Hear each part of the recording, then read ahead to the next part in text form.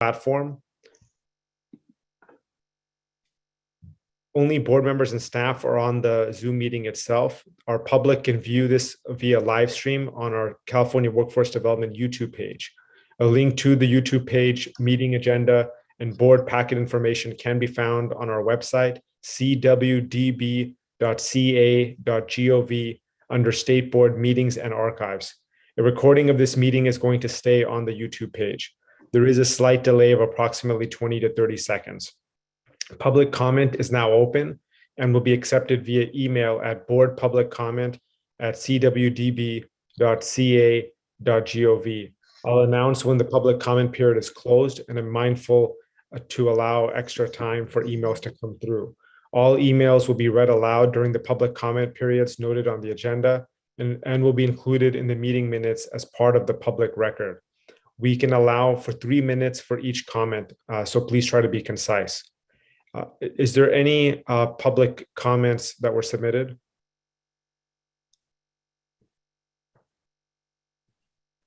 Okay. So, and for board members, I'll have you. Hi, everybody.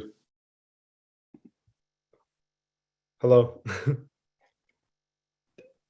Tim, are you able to take quorum? Yeah, thank you, Mr. Chair. I'm going to quickly and apologize for, I think I was on the phone while I was off mute, so forgive me if I said any bad words. Likely did. I'm going to quickly run through the attendance list here, Mr. Chair, if that's okay, so we can be sure we grab a quorum. Yes, please proceed. I'll start with Honorable Kevin Mullen. Here for Megan Murray. Is that Megan? Honorable Rudy Salas. I'm here. Thank you. Good morning, sir. Honorable Ana Caballero. Honorable Connie Leva. Here. Fantastic. Cam Amiri Davini. Yes, here. Mark Arabo. Bob Beitcher. Here. Oh, thanks, Mark. You didn't say dishonorable, Bob Beecher? Morning, Bob. Definitely. Jamil Dada. Very honorable. Okay, it's not as honorable now. Sorry, oh, there he is. Okay, good. Leanne Eager. Here. Leanne, someday we'll go to in-person meetings, I promise. Okay. Dylan Asper. Promising.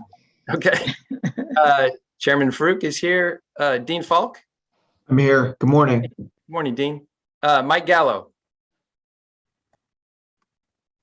Jason Hayter. Here. Chris Hill. Here. Gary King. I'm here. Hillary Lentini. Steve Levy. Laura Long. Jim Mangia. Steve Monteros. I'm on a losing streak. Bob Redlow, I know you're here. You broke the streak. Right here. Good morning. Nicole Rice. Mr. Stanley. Oh, hey, Nicole. Hey, good morning. Good morning. Mr. Stanley, I see you. Morning. Here. Joseph Williams. Gloria, I see you. Good morning. Good morning. Mr. Brower. Morning, brother. Morning. Diane Factor, I see you. Good morning. Rebecca Miller.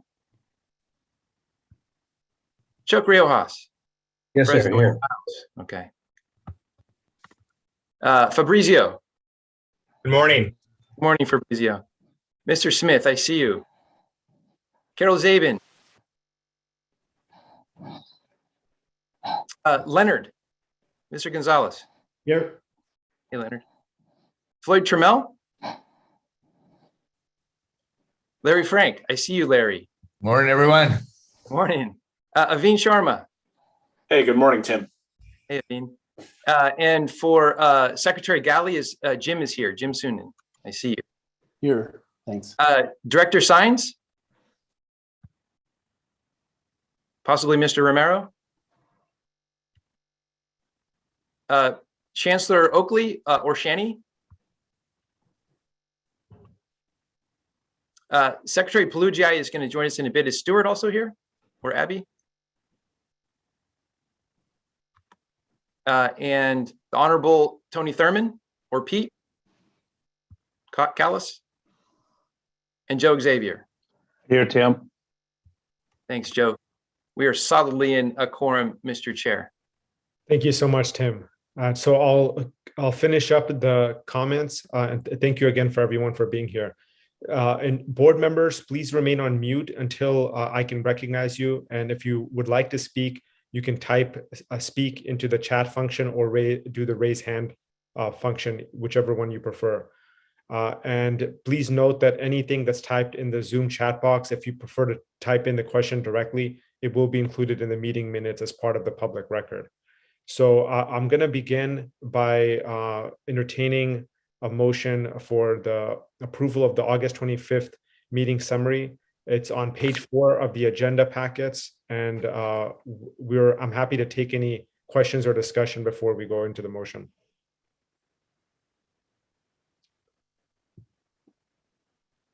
Okay. Move approval, Mr. Chair. Thank you. And before we do that, I just want to confirm, is there any public comments related to this item? Okay. So motion by Jamil. Is there a second? Second. Second. Second, Leanne. All those in favor, please say aye. Aye. Aye. Aye. Are there any Aye. abstentions or nays? Yes, Mr. Chair. This is Nicole Rice. I'm abstaining because I wasn't present at the meeting. Thank you. Thank you, Nicole. That'll be noted. And so now we're going to we're very fortunate that we have our fantastic new Secretary of Labor, and Natalie Palugiai here joining us. So thank you so much, Secretary, for being here.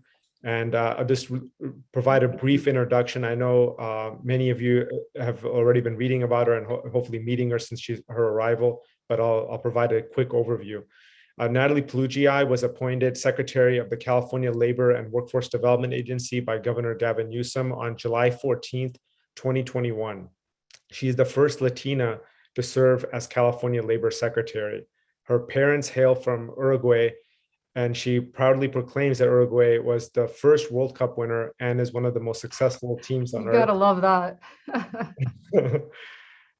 And she has over 20 years of experience in federal government and higher education.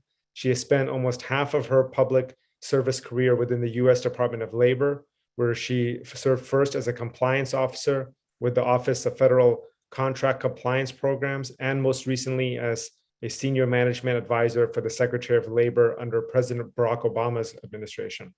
Prior to leading the Labor and Workforce Development Agency, she served as senior advisor for strategic initiatives at Johns Hopkins University, where she led the university's Global Operations Initiative. She earned her master in public policy from a small, little-known college back east called the Harvard Kennedy School.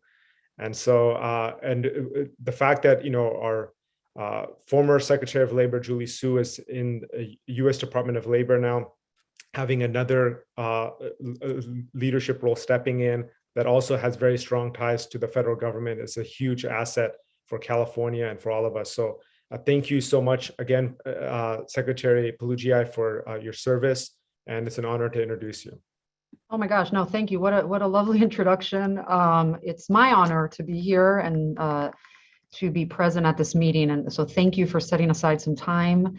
And thank you, Chair, for those words. So as many of you probably have read, my background actually in labor has always been much more on the enforcement side, so the worker protection side.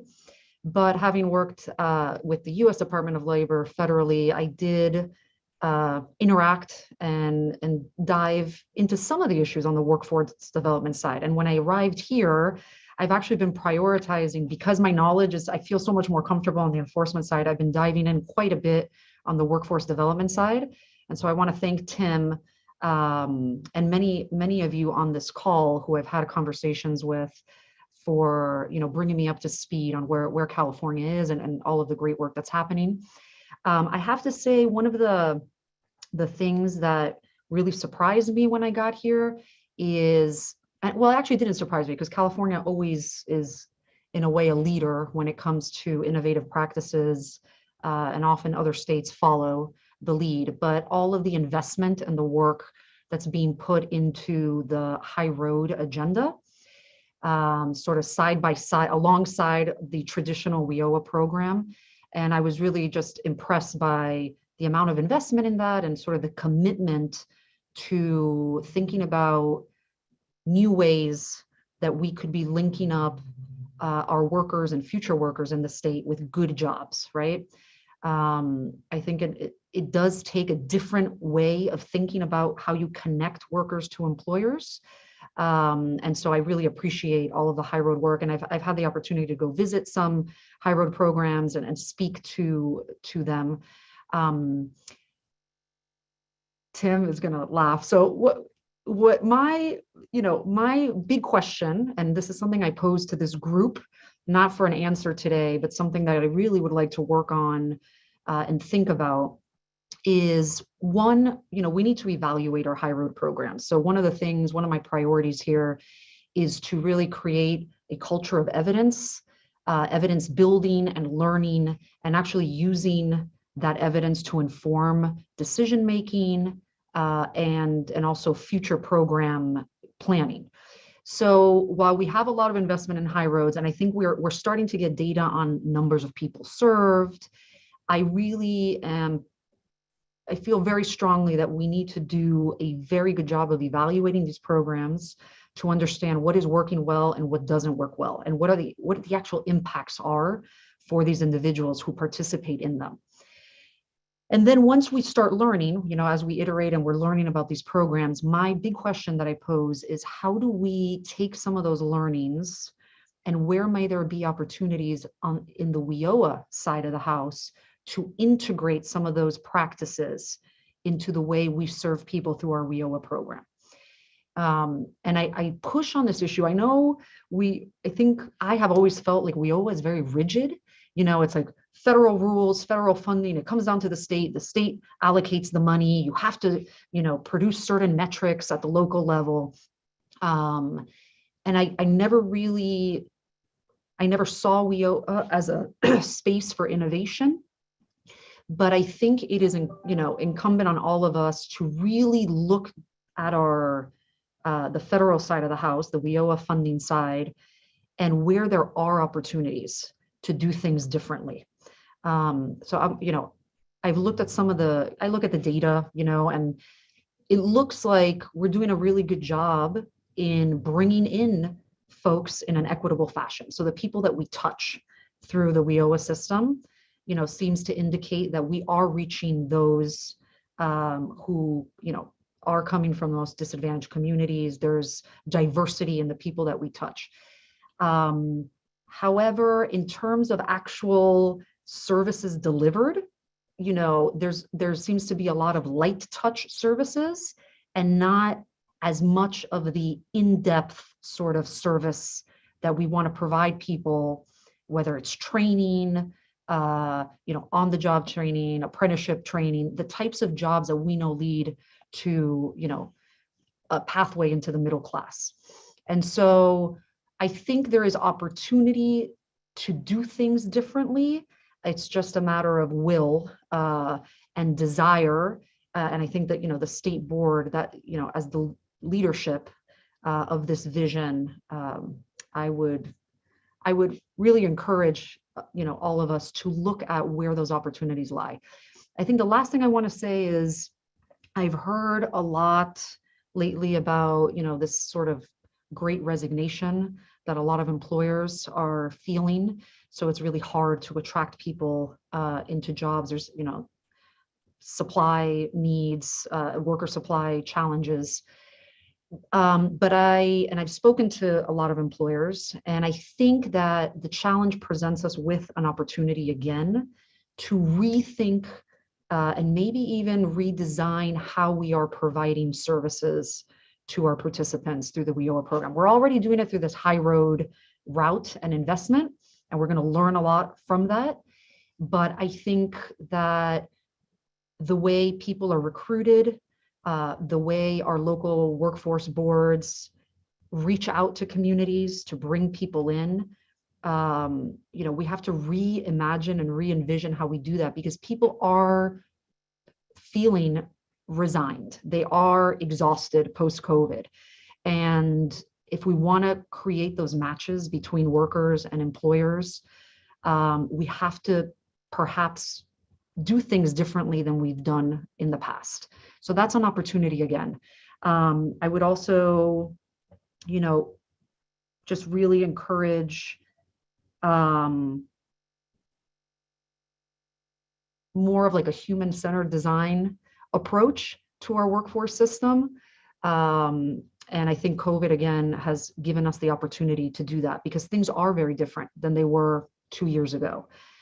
So it is a chance for us to say, you know what, we have to be bringing in people in a new way, or we have to be giving them a different type of service when they enter. And we have to sort of reestablish our workforce system, even though the investment in WIOA is kind of small when you think about the size of the economy of California. We have to then kind of reestablish what is the strength of the workforce development system. And it could be that it is the hub, it is the connector. It may not have all the resources for training and to put people into great jobs, but it can leverage other strengths that it has. So anyway, lots of thoughts about this. And I'd love to hear from the group, feedback, thoughts, concerns, as it pertains both to, sort of the WIOA side, as well as to any thoughts on the high road side, and how we can start kind of merging those two models over time, so we're having more impact for the people that we serve. And Tim, I'll let you jump in as well. We've talked about this many times. So you might have some thoughts on this as well. Tim, is there anything you want to add before we open it up? No, I'll let the board ask questions, offer comments. Yeah, and then I'll chime in if necessary. I may not have answers, but if you have comments and thoughts, I look to you for the answers. So Thank you so much, Secretary Palugiai. And as Bob Beecher put in the chat, we're very fortunate as a state to have you. And I just want to note that Annette and Gloria, your abstentions from the prior motion will be noted for our records.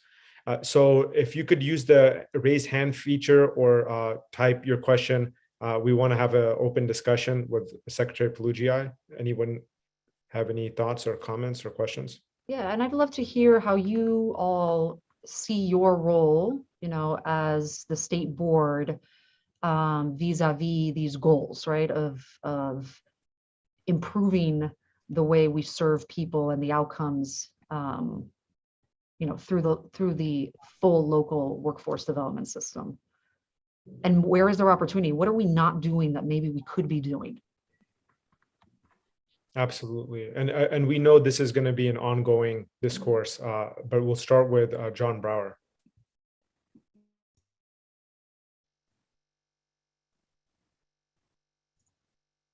Secretary. Good morning, Madam Secretary. Really glad that you have come on board. Couple of things from the Labor Federation and the House of Labor. Just want to give our thanks to you and to the governor, actually, for reappointing Tim Rainey and Curtis to their permanent jobs. And so I did want to give a shout out to that. Tim has done an excellent job in the decade that I've been at the Labor Federation. He's been running the state workforce board with a lot of innovation and effectiveness. And I think we in the labor movement are strong advocates of the Hybrid Training Partnership Initiative that the Workforce Board and the Labor Agency and the legislature and governor have seen to support, and would really like to work with you on looking to make those more effective and expansive. From our perspective, they bring worker voice, which is then incorporated into our apprentice programs, our labor management training programs, and we make the argument that we think we've got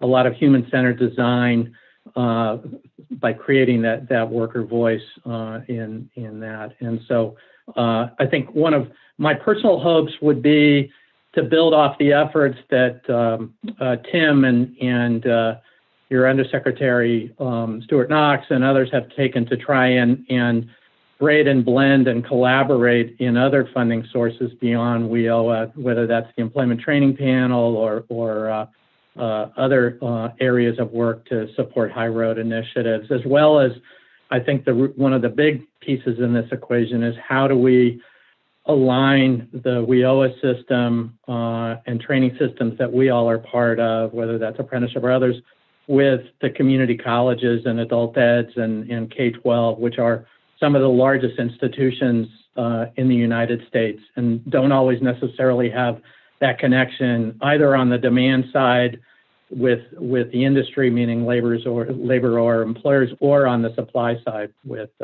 workers and students. So looking forward to working with you on all of those and welcome. Thanks so much, John.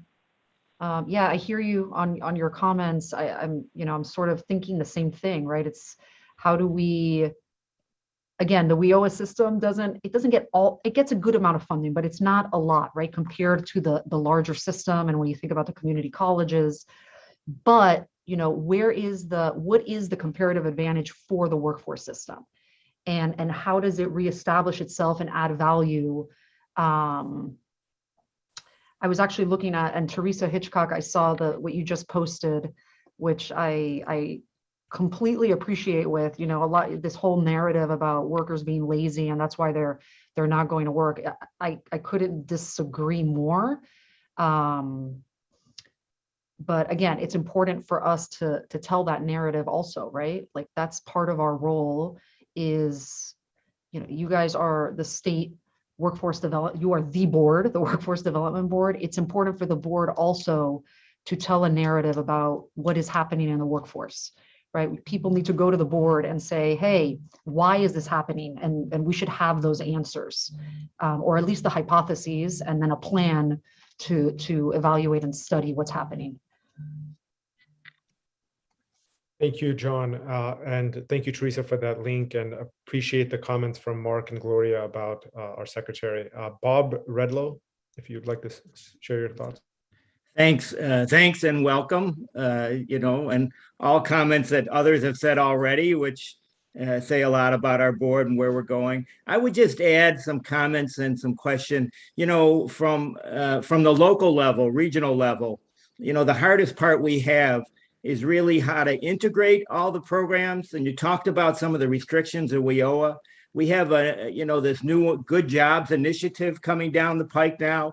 Again, a new set of guidelines, new restrictions, lots of opportunity. But how do we integrate that, right? How do we integrate ETP, workforce development funds, state funds, Good Jobs initiative, and how do we keep in mind, our goal of equity and reaching out to folks, the community colleges, et cetera. So those are the challenges, right?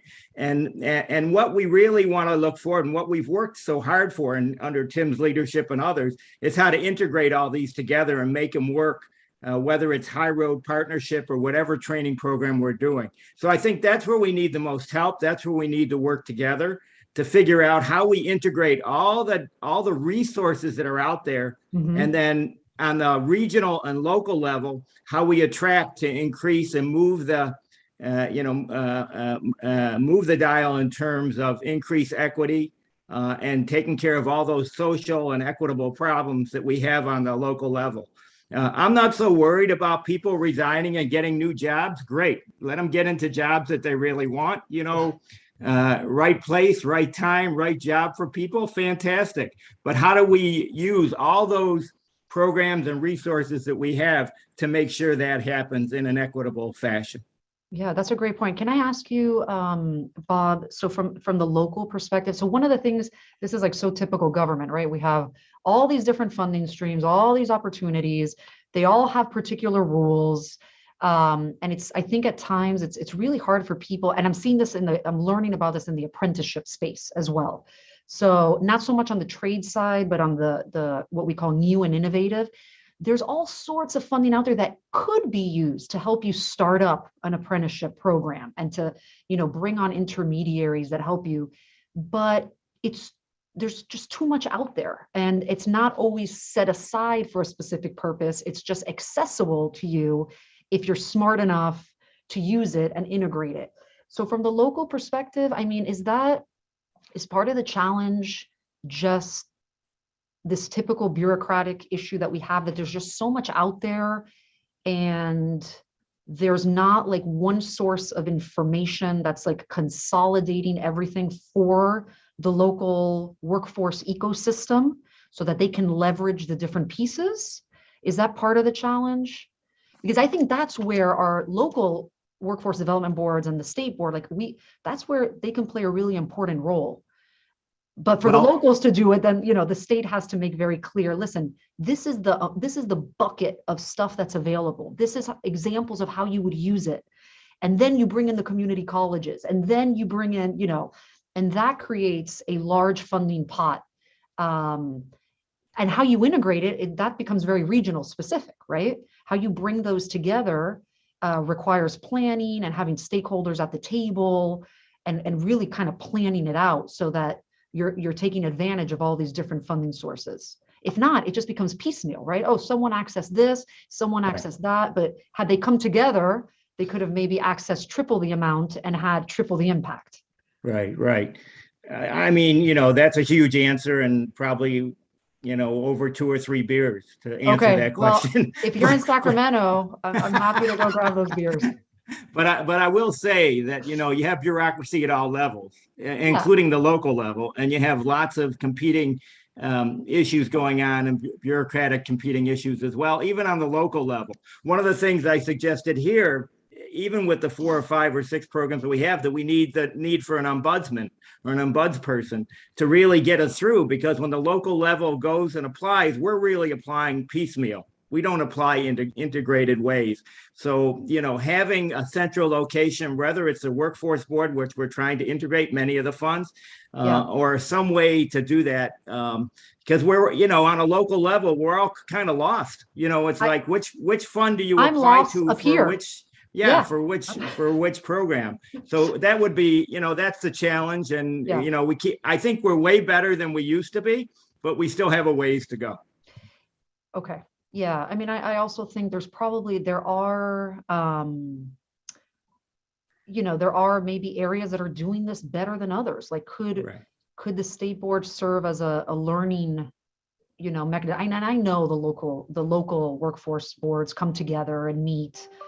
We have lots of avenues to do that, but just being really kind of like, hey, let's just all get together. Like, how do we do this in a way that, allows us to actually take advantage of all these different funding sources? We have HRTP, we have WIOA, we have ETP, we have, and what is the best way? Like who's doing it in who's optimizing that out there? And then how do we replicate that? That's right. Thank you, Bob, and thank you, Mark, Leanne, and Pradeep for your comments on the chat also. We'll turn it over to Diane Factor now. Hi, and welcome, and I applaud you for taking this job. It's not an easy one. I will be gray by the time my tenure's over. Well, I am after doing this for 20 some years, and I'm already a little bit, but I'll be a lot more gray, I'm sure. And I practiced workforce education in Los Angeles County since the late 90s, and I recently retired, and I worked, in the public arena with the employer being the county, and for 10 years, it was the healthcare sector, because the county runs the big hospitals and clinics that provide the safety net. And so when you say human-centered, that comes out of the healthcare world, where patient-centered care. And we actually tried to reinvent our programs with that as the core value, that everything is about the quality of the delivery of service. And I think, we all know that big government-funded bureaucratic programs usually have very poor quality of service. And I don't think we're going to change that overnight. But I think the idea is, in workforce development, the high road idea has been around for over 20 years. And we're so pleased that California has adopted it. I was a big advocate for that. But there's also, the sector strategies where you look at the big growth sectors and that you convene from the beginning employers and, the demand side, that you don't just start with the supply side, and then you really listen to them as to the qualities they want in their workforce. And I think if you do that and so I would say the biggest thing to do on taking a high road model sort of broadly is to think about how we could really have deep kind of industrial policy in the high growth sectors. And of course, California is not like one place, it's like a country. And so what works in LA may be different than Inland Empire and north of the state. But I think that there could be, and I think that this would be the role of government to look at doing that. And basically what's happened, I think, is that you've seen people just how to commingle the money, but not the vision of the kind of workforce we want. Starting to.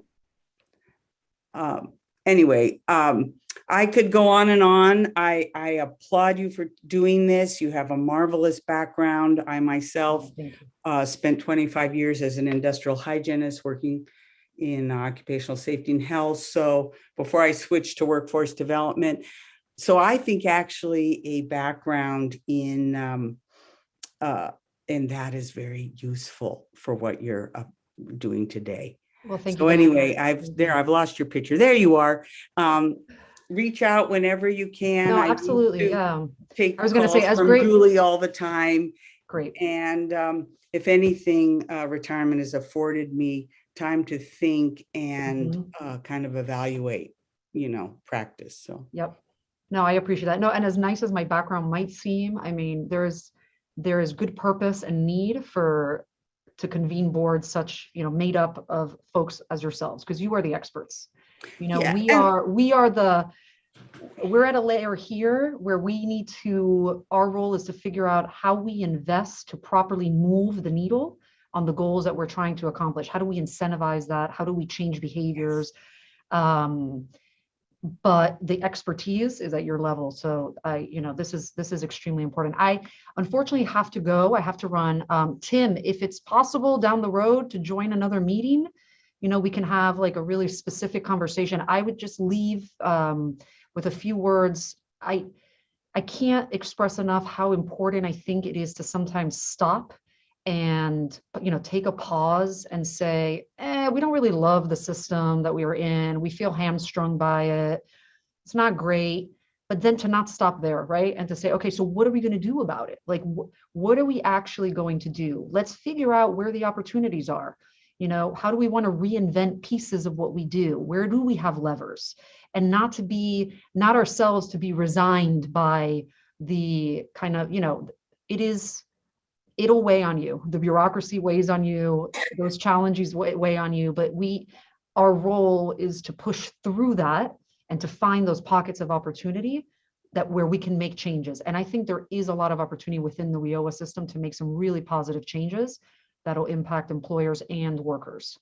So that's what I'm hoping we can work on over the next several years, in addition to high road, of course. Right. Tim, thank you for the invitation. Thank you so much. And Chair, thank you so much for the invitation today. And I look forward to chatting with many more of you. And thank you for your service. Absolutely, Secretary Palugiai. Thank you so much. It's a partnership, and this leadership from you during this crisis is an extraordinary thing. I know Leonard and others might have had comments, but we'll have a chance to follow up on that. Absolutely. Thank you so much. Okay, we'll follow up soon. Thank you, everyone. Take care. Thank you, Secretary. Okay, bye. Leonard, as I mentioned, feel free to let us know what your comment or question is, and we're happy to circle back with you, okay? It's fine. Actually, was just going to echo what she mentioned about, I know we've talked about this in prior meetings, which was what works and what does not work. So evaluating these programs and benchmarking best practices and how we, I know we have some round of fundings that are coming up or that have been vetted already. And so I think that kind of information is extremely important for this board and for staff to really look at, especially in the various regions.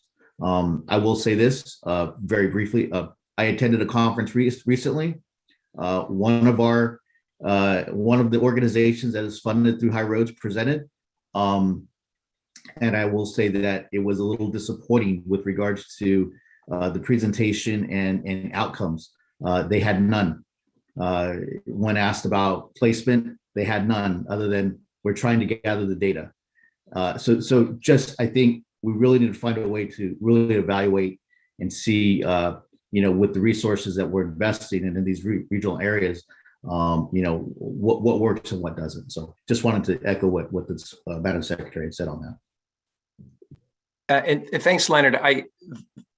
We were going to address this a little bit later in the agenda, but I think I'll do it now since it's still hot on people's minds. You've asked and Bob has asked to have a presentation on evaluation and data at our board meeting. It's a lot to try to do in a board meeting. So what we decided instead was to schedule a separate meeting just focused on data. That'll happen between now and the next board meeting. So anybody who's interested in doing that, sitting through a presentation on how we're collecting data, what data we're collecting, what data the High Road training partnerships are collecting, and where they are in the process of evaluation, because a lot of this program work is very, very new. And not all the High Road training partnerships are focused on participants per se. A lot of it's really focused on partnerships with industry, partnerships with labor, building new models and structures around industry to create the conditions to bring people into good jobs. So they're at various places of their progress. We also have, we have 1, 2, 3, we've got a dozen or so evaluations that are at some point through completion. None of them are done yet. So we want to walk you through all of that. Plus we have a project called CalSkills that I've talked about, which is collecting participant data across public workforce systems, 11 different programs. And we've created a dashboard. The first report is going to be submitted to the legislature at the end of this month, at the end of the year. In addition to that, it's a really interesting dashboard. It's actually, we're pulling together a longitudinal database for workforce for the first time in California. Not many states have done it at all. In fact, California's never done it. So it's a longitudinal database across these programs, so we can compare outcomes across those programs. But more importantly, we're giving that data to the California Policy, the UC Policy Lab, to do an impact analysis on it. So not only are we going to be able to sort of look at a dashboard and query a longitudinal database, which is an interface we're working also, but we'll understand the relative impacts of those programs, which is really unique nationally. So we're excited about that work. The California Policy Lab first report is in the process of being reviewed by all the 11 programs that are involved in this. They get to sign off on it. We have an MOU with each of those departments, and then we're going to present it to you. So I want to bring all of that to you guys to take a look at and really understand, because as the sort of liaisons with the work at the regional level and also our partners in important constituencies at the state level, I think I need to be better and at informing you about this evaluation work, because it's very substantial. It's real. It's telling us an important story about how the workforce system is working, is not working. It'll help us design policy that makes more sense, data-driven policy. So sorry for going on about that, but that's our intention, to set up a meeting, and we invite folks who want to geek out on data to join us. Sounds great, Tim. Thank you, Leonard, for the thoughtful perspectives, and we definitely need to have this discussion. I know a few board members have expressed interest in the chat box about being a part of that. And to Bob's Redlow's comment about equity, I know that's a critical component of what constitutes High Road. And so that should be in our DNA of how we approach things. But again, the data needs to bear that out, and we need to be accountable for that. So thank you for all your comments. And if for any of you that want to be a part of that, feel free to put that in the chat box, or you can reach out to staff offline as well, whatever you prefer. But we definitely want to have that convening. So we're now going to move to our next agenda item on our staffing update for our State Workforce Board, and Curtis will provide that update. Thank you, Mr. Chair. Hello, board members. Happy Wednesday. It's good to see all of you. Hope you had a great Thanksgiving. I'll keep this update fairly brief instead of going through all the details. I will just mention that with the increase in funding from this fiscal year, along with that came a number of positions to the state board. So just wanted to provide an update that we will be adding 20 positions to the state board. We've been working with our colleagues at EDD in the Human Resources Division we worked internally to figure out where to best allocate those positions and where the needs were, where the gaps were. Still several gaps in our teams, but we're working on that also. But we will be posting and hiring and adding 20 new positions to the state board shortly. So I'll leave it at that, Mr. Chair, unless there's any questions. Thank you, Curtis. There seems to be no questions at this time. And to Bob Beecher's comment about the data meeting having advance notice sent to the entire board, absolutely. Everybody on the board will have an opportunity. The more people that express preliminary interest, that can maybe help coordinate the date, but we'll definitely make sure everyone is aware of that. Thank you, Curtis. Our next agenda item is youth policy update. Does Pradeep or Marissa, I'm not sure who wants to take the lead on that one.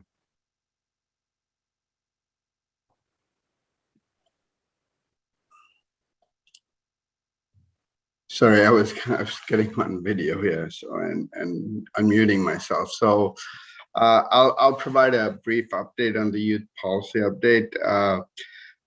The youth policy effort started with member Joseph Williams asking for studying the state efforts on youth with the goal of working towards establishing a state youth policy by a statewide committee. The work so far that we've done is the staff is in the data gathering phase and is working on the following. There's a survey of youth services that has been sent out to all local boards, and the data has been collected and is now being reviewed by staff. We're also looking at the local plans that were submitted earlier this year regarding the extent of youth services, and one of the thoughts we had about that is probably creating a typology of the extent of which the local boards are involved. Similarly, we'll be doing that with the regional plans as well, and looking at that. And to talk about the youth survey, we received about half from the boards to participate in the survey. Boards were evenly split. 48% have 52% do not have standing youth committees. They take different approaches to coordinate youth services, with regular meetings and continuous communication between service providers being the most common. Minority boards using a standing youth committee to help coordinate services. The boards also take a variety of approaches to recruit new youth participants, with the most common strategies being canvassing youth in their communities and encouraging current youth participants to recruit their peers. Most boards incorporate youth work and career pathways as part of their adult work experience and career pathways. The boards were evenly split between providing youth services in-house at 26%, contracting out 39%, and a mixture of the two, 35%. Board shared that the greatest challenge to meet the 75% out of school youth requirement was recruiting new youth participants, with the paperwork and documentation being a particular burden. We have, of course, had a dispensation from DOL to reduce that 75% to 50% for this year, and so whether that will help in the attracting youth into by the local board. So we'll see whether in fact there'll be an improvement in getting more youth involved. We are continuing to review the local review and analyze local and regional plans. We are one of the that we are going to initiate is to look at youth state level work focused on youth that is conducted within the labor agency and our partners. The final thing I would say here is staff is starting to work on a youth policy brief with all the information that I just presented, and looking at that brief and trying, and it's good, maybe somewhere between 10 and 20 pages to look at some of this data, and we're trying to get this ready for the next board meeting, and we'll be able to present that in terms of the data we've collected so far, and looking at steps forward with the youth policy. So that's all I have, Chair. If there are any questions at this point, we can answer that. Thank you, Pradeep. Any questions for Pradeep? Okay, and I want to acknowledge that Director Sines had joined us since the original roll call. So thank you, Director Sines. From Clemente, are there any public comments related to this section of the agenda? It's unrelated to that. There's three that general comments, but none related to this topic. Okay, so we'll continue to move on and circle back at the end for that. So our next portion of the agenda is initiatives updates, and we'll begin with our High Road Field team, Aida. Hi everyone. Hope everyone's having a great day. I'll also try to keep my comments brief. In the High Road Field branch, we had a couple of events. We're slowly able to get out in the field and participate in these events and the projects are hosting.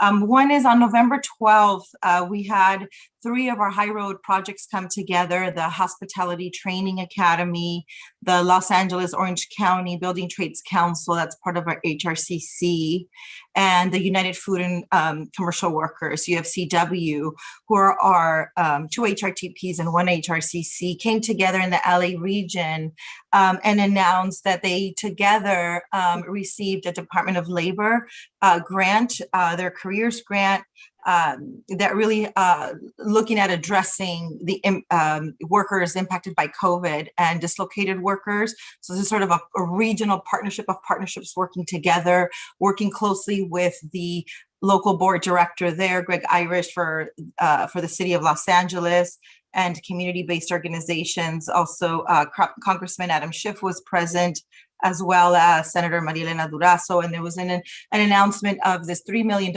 investment where these groups these partnerships are coming together to look at how to support dislocated Los Angeles workers. So it could be that workers can go into hospitality, they can go into work in retail, or in construction careers, and really working together in the region and leveraging the support with one another. So it's a really just good example of some of the work that's being done collaboratively at a regional level.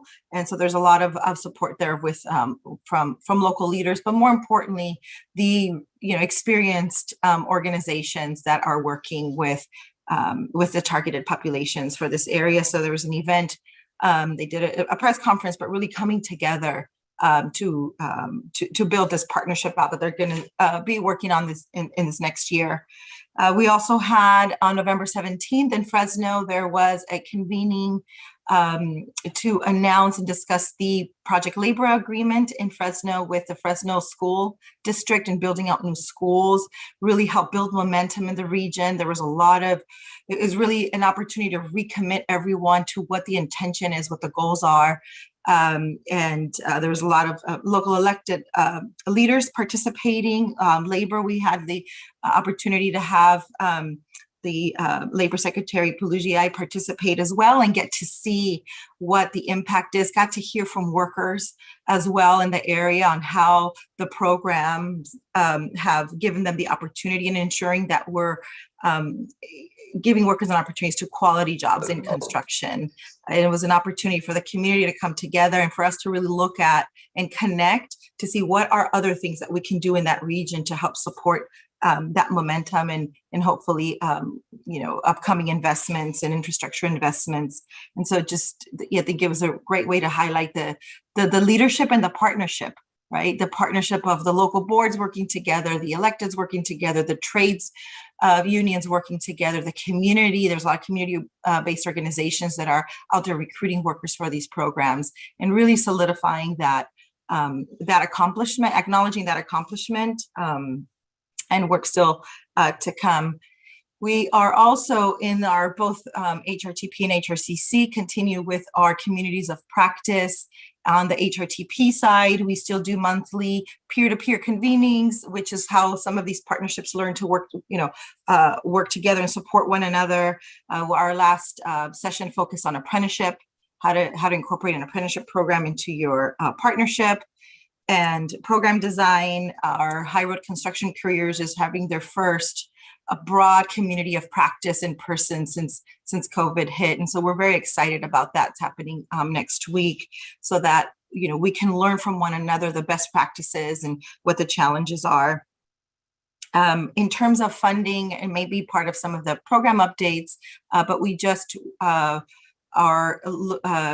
an invitation after a letter of intent process, made an invitation for HRTPs to apply for up to $10 million for the existing HRTPs who have an opportunity to expand and scale, or many who have received funds in the past didn't have all of the resources they needed to expand their programs, and giving them the support that they need, as well as working on conversations with potential new emerging high road training partnerships in a variety of industries in a variety of regions and areas as we prepare to provide some support and access to funding from the general fund HRTP resources that we are expecting will open up in the first quarter of next year. So we have a lot of different pieces moving from supporting the existing projects to help them expand, supporting the new projects that are funded that are in that development phase. As Tim mentioned, that portfolio, although it's expected to reach well over 5,000 workers, it's very diverse in terms of where they're at. As we've discussed, building out that partnership is so key in terms of its first phase. If we're going to have the long game, if we're going to make those changes, if we continue to ask the same questions and measure the same things, we're only going to look at one piece of it. And we really need to build out and get that commitment from industry and build out that infrastructure for worker voice, design what the workforce need is, and then the implementation. And so some projects are at that phase, so some aren't starting off with training right away. So we're trying to manage what the needs are from startups, think of it, I guess, as a startup, from startups to those who are ready to scale, as well as generate new potential partnerships. And in addition to that, make those alignments that we all think are important, right? How do we align it more with the local workforce system in their regions? How do we align it more with community colleges? How do we look at the apprenticeship model? But each partnership and each industry is at a different place. So we're doing our best to provide that support and get a better understanding of what the needs are so that we can design our funding strategies and policy recommendations based on the needs of the workers on the ground. So a lot of pieces moving. I did have a video to show, but I think we're probably short on time. It's kind of a 4.5-minute video, but we'll maybe share it in the link or maybe share it in a follow-up meeting. I think the videos are the way I feel like really tells a story of what the impact is beyond a spreadsheet. And maybe because that's how I learn, and how I like to share information, just to see what the impact is, what the voice of employers, what the voice of workers are saying, in terms of the impact of these partnerships and what is actually happening to remove barriers for workers. Because sometimes you don't capture that in how many workers participate and how much are they making. We need to capture what barrier was removed for you to have this opportunity that you didn't have before. And so I know we're all working on that, but very eager to have it all aligned, from being able to tell the impact of the story, as well as ensuring that projects on the ground have equitable access to these resources and support from us to amplify and maximize the efforts happening on the ground. Thank you, Aida, and definitely share the video and the link. Are there any questions for her? Okay, thank you, Aida. And before I get into the program implementation team, I'm going to have Curtis actually intro this. Thank you, Curtis. Thank you, Mr. Chair. Hello again, board members. I just wanted to provide a brief kind of primer for our program implementation update from Joelle. So as we've reported to the board before, we've been pursuing a Salesforce platform to improve our grant management here at the CWDB. And so in alignment with the direction of this administration, we identified an opportunity to merge some really great technology with the government services that we provide at the board. So our budget for local assistance grants has grown substantially over the past few years, including a huge increase last year. And this really expands the number of grantees we serve, our partnerships in the field, the people and communities that we serve, the industry sectors that are being served.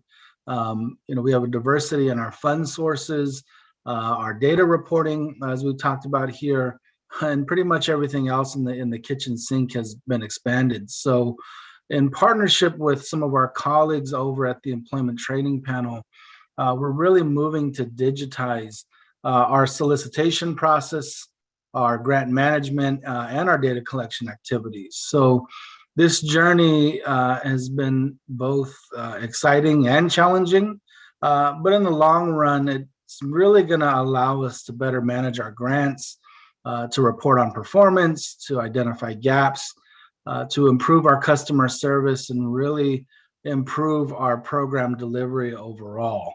So we've made significant progress, and we're still in our early phases, but as Joelle will report next, our most recent solicitation and all of our future solicitations are going to be digital. So it's really exciting for us, and we'll shortly have a lot of information on a single platform. And I'll just add that, in some of the discussion earlier too, I think we can really work as we're developing this to address some of these issues, such as Bob's comment earlier about an ombudsperson. And although it's not exactly the same, I think there's ways where we can kind of be able to centralize some of this as we're developing some of these platforms. So I'll turn it over to Joelle now for the formal update on our program. Thanks, Curtis. Salesforce is very exciting, but I just wanted to do a quick update on our ongoing work. So a lot of my team's work is providing administrative and grant management support. So each individual project within each of the initiatives can be as successful as possible. And that includes, again, all the grant management, opportunities for communities of practice and peer learning, and lifting out common themes so that, again, to support the success of each project within each initiative. And our current work, without the new 21-22 budget, includes Accelerator 8 and 9, HRTP, and High Road Construction Careers funded by the Greenhouse Gas Reduction Fund, SB1, and our Department of Education grant. We have regional plan implementation work that's going on. We have prison to employment work and the first funding of the Breaking Barriers under AB 1111. Those two are still ongoing, but also winding down. All of these, this is to the points that have been made earlier, all of these have evaluation elements that are built into them either by internal staff or third-party evaluators. So another part of our job is to make sure that we are collecting both the quantitative and the qualitative data that is needed for these evaluations. So that and I'm really looking forward to this in between meeting that we talk about the data, because once we look at it, both the qualitative and the quantitative, I think it really tells a great story about the work that we're doing at the state board. So ongoing current or new budget, 21-22 budget, we are currently processing over $100 million in direct allocation contracts. And so these are funds that were directly allocated to specific entities for specific projects by the legislature in the budget.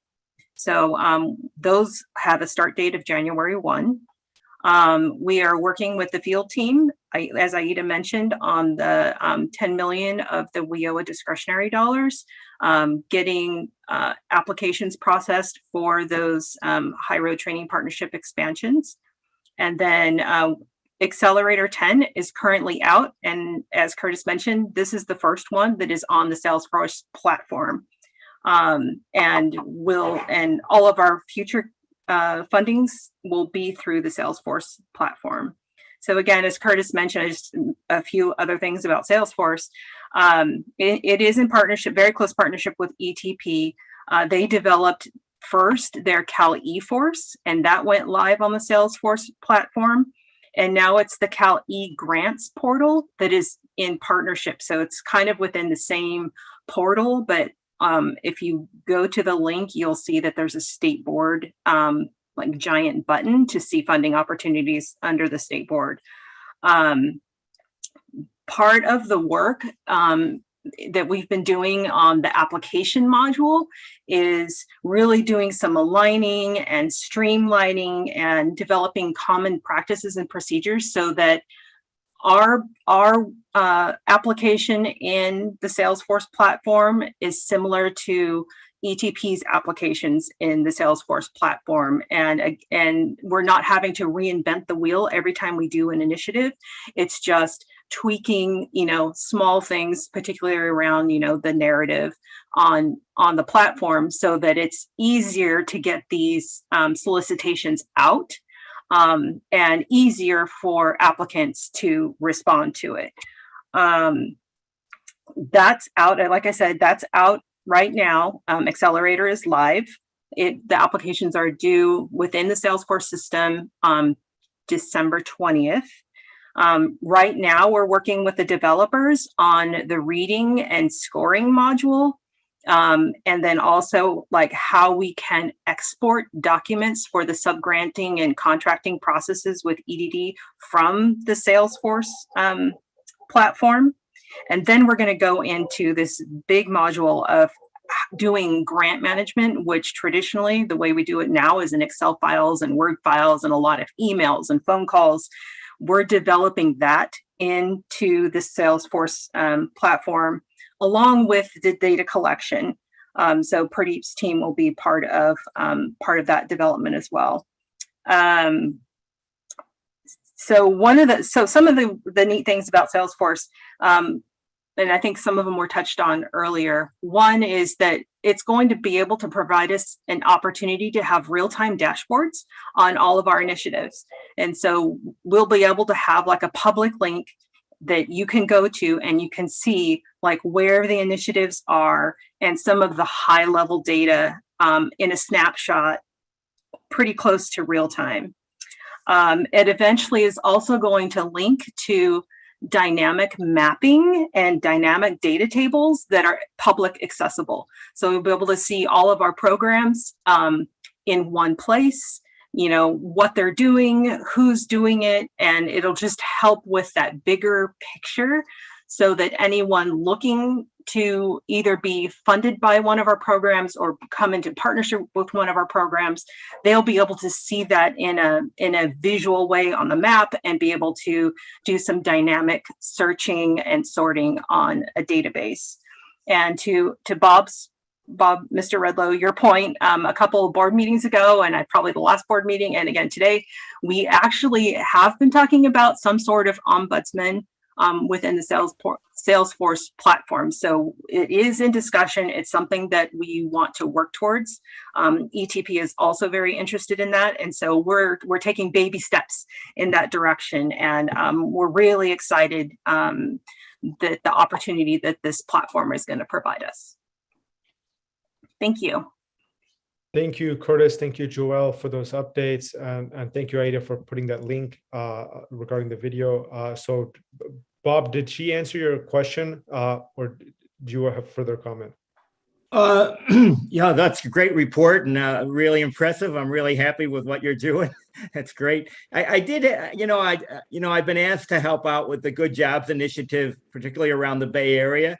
And in some other parts of the state. And I'm just trying to figure out where the integration of that money and that program is with the programs that we're doing in the state. I'm a little confused about that, but I'm sure others have a better understanding of that than I do. So I'm just asking the question about, is there an integration between our programs and the programs from the federal government on the Good Jobs Initiative? Yes, on the last board meeting, we talked about SURF. So that's federal money that's coming down, and we're putting that money out regionally. And you might have seen some of the solicitations. We're taking, I think, feedback still, public comment back on how the regional boundaries are drawn around SURF. But the intention is to use those dollars for kind of broad planning on where economies are going to be going, especially those in the inland part of the state, and especially those that are impacted by climate.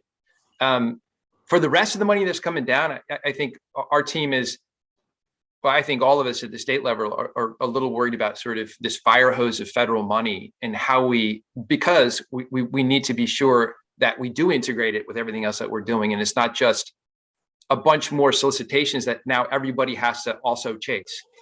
Because as you know, it takes a lot of time to research these things, to apply for these things. And that's why you've asked for the ombudsman approach, to sort of simplify that and make it easier to draw the money down and build on programs that are already working. So we are talking to the federal government. We're talking to Department of Labor and EDA also, and energy on occasion. The EDA folks and even the White House has asked us to put together a webinar and invite everybody in so they can walk through some of the monies coming down from the federal government, so people have a clear sense of what their requirements are going to be. So we'll add if people want to be on that webinar, we can add the whole board to the list of invitees, so folks have a chance to tune in on that. So that's maybe a start in trying to, kind of coordinate with the feds. There's also some discussion there's a lot of talk about high road at the federal level, and we need to sort of drill in on that and make sure that the way we talk about it and the way they talk about it is sort of the same, so it gets integrated when the funds come down to states. So there's a lot of work to do around that, Bob. It's a really good point. Yeah. Sorry. Oh, go ahead, Bob. No, I was just gonna say, I mean, it's all good stuff. It's just like the Good Jobs Initiative, as I read it, and I'm not an expert, it's just so many less barriers and so open, and then that it leads to overlap of all the other programs. Yeah. So I just, I think, I'm a huge proponent of the Workforce Board being a leader in terms of integrating all these programs together through one place. So I don't want to miss that opportunity. And I think it's good for clarity for the Workforce Board to be in that leadership position. Yeah, thanks, Bob.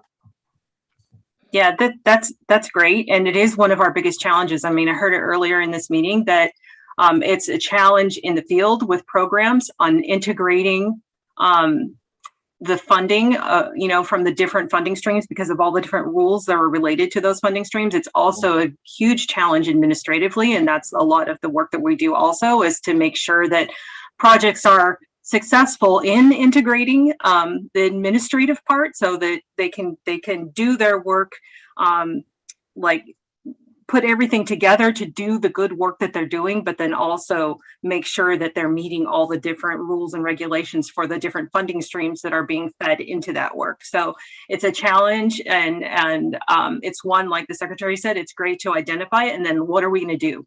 What are we going to do next, and how can we do that together? Yeah, and it's a couple of things to add to what Joel said.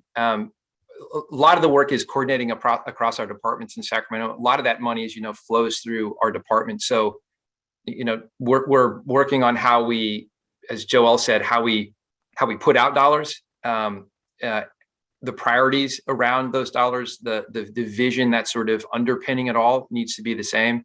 And the way what data we collect and how we collect it is really huge. And that the Salesforce is really important for us because it does sort of standardize that data collection.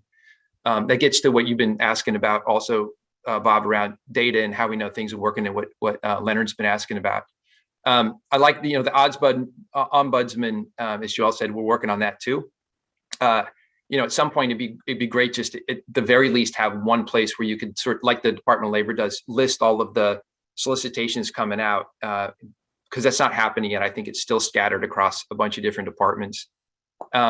The other thing, and I want to go back to what Leanne Eager brought up in the chat, the regional planning and the regional coordination is really critical to this too, because that means that the economic development folks, the labor apprenticeship program folks, other labor organizations, labor management partnerships, colleges and schools are all working together. And when they see those solicitations come out, and this is happening in regions like the Central Valley, they can go in together and apply for these dollars instead of applying for them separately, which just contributes to the patchwork system that we have in the state. So I think that regional planning is really critical. And one last point on that, a lot of the money that we're putting out now isn't going through government entities locally. A lot of it's going through CBOs and industry groups and labor management partnerships, and mostly CBOs, frankly, who don't have a lot of experience managing, state or federal dollars. So that's the other thing we're working on, and why Salesforce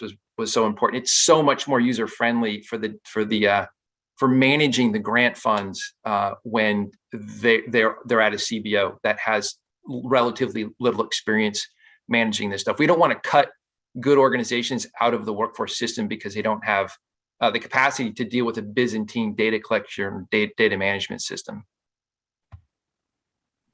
Thank you, everyone. Nicole, you have a question or comment? Yes, thanks, Mr. Chair. I just was wondering, because there seems to be a resounding theme, for better integration, better coordination, and the like in today's meeting. How does the new department assist in that effort?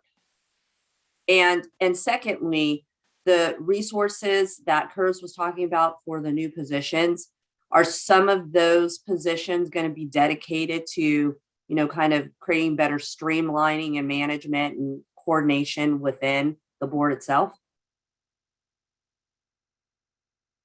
Yes. On the second question, as you get the ability to sort of bring the capacity together to manage new grant funds happens a lot slower than the new grant funds coming in. So we're catching up as fast as we can to put staff in place, and that's gonna make all of the work easier for our grantees and getting money out and managing everything.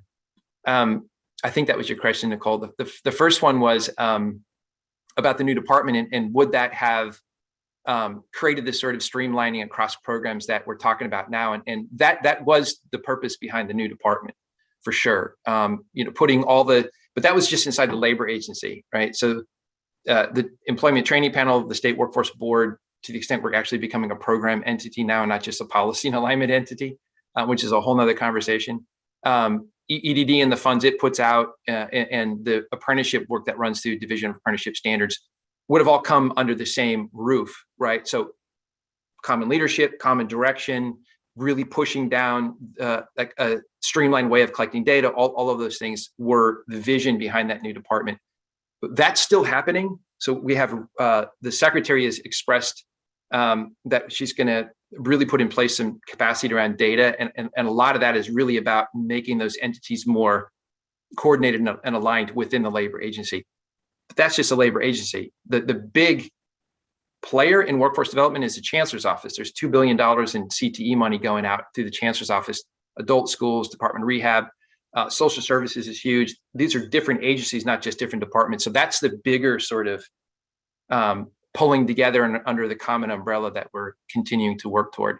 Now that there's so much money out and all those departments have different, we're working really hard to figure out how to align it so we don't drive the system crazy, but also in a way that really gets impact through that alignment. We're working very hard on that. Yeah, just thanks, Tim, for that. And just a follow-up. And this could be, several steps down the road, and it could completely be outside of our jurisdiction. But, we're kind of seeing, and I'm sure the other agencies are as well, but, everyone is just kind of seeing how there could be some substantial, like, systemic changes that are necessary for California as, a large, like, nation state, right, to be able to streamline things better and to serve our communities better. So perhaps it might be worth having a conversation of the board to make a recommendation about what that larger systemic change might be. And maybe it's something that's, someone coordinating at a level that's higher than the different agencies. And, and then that coordination, kind of directing how things are happening through all the players in the state. And then that trickled down to the local level. I mean, I'm not trying to build, more bureaucracy, but it might be worth us, kind of kicking around some ideas about what a better kind of mousetrap, if you will, would be, and then making that recommendation to the governor's office for, like, real systemic changes. Yeah, I think that's great, Nicole. And I think now, thinking out loud, got to be careful thinking out loud at a board meeting. But the pulling folks together to look at the data and the evaluation work, I think could lead to, the intention is that we do this program work because we want to learn from it and find out what's working, what's not working, and then use that to sort of push change in the system. That's the intention. So what you're talking about is looking at policy levers based on the data and the research to drive that kind of system change that's going to make it more integrated, more impactful, right? So I think that would be a natural sort of progression of having the group to come together and look at the data and then sort of moving out from there. But the secretary said that to me this morning, almost what you said verbatim. It's like, we need to figure out, she said it on this call, we can't just sort of resign ourselves that these are complicated government funds that are difficult to sort of unpack and use in creative ways. Like the WIOA is. WIOA came out, it's got innovation in the title, but it came with like 600 pages of regulations. Not resign to that, but really find ways to push it in new ways. And I think that's what we're after. So sorry for my long-winded response. I think you're spot on. Thank you, Nicole. Thank you, everyone, for your thoughtful input on this. Our last update on this section is policy, legislation, and research from Pradeep.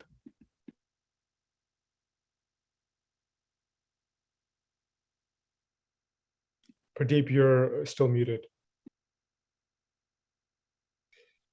Still 18 months and we still don't unmute. So good morning, everyone. I'll, as I do on these reports, I break them down by the different units within the branch. So I'll begin with legislation. As was reported earlier to you, we were involved in many bills that came down the line, both in the Assembly and the Senate. And we were asked to provide technical assistance on many. Several of them actually turned out weren't chaptered and moved into 2-year bills, and we're now having ongoing conversations about them. But there were 8 bills that were chaptered, 5 in the Assembly and 3 in the Senate. One was the Breaking Barriers to Employment Initiative, which is sort of the successor to AB 1111. And there's the Greenhouse Gas Reduction, the California Jobs Plan Act of 2021, AB 680, AB 794, air pollution, purchase of new dredge and short haul trucks, incentive programs, eligibility and labor standards all wrapped into that.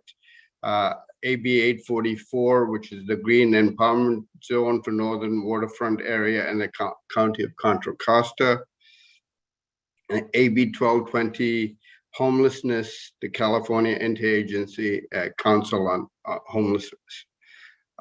There were 3 Senate bills: the California Creative Workforce Act of 2021, SB 628, SB 753, Unemployment Information, California Workforce Development Board Program Outcomes, and SB 779, California Workforce Innovation Opportunity Act Earn and Learn programs. The role of the board in this is varied.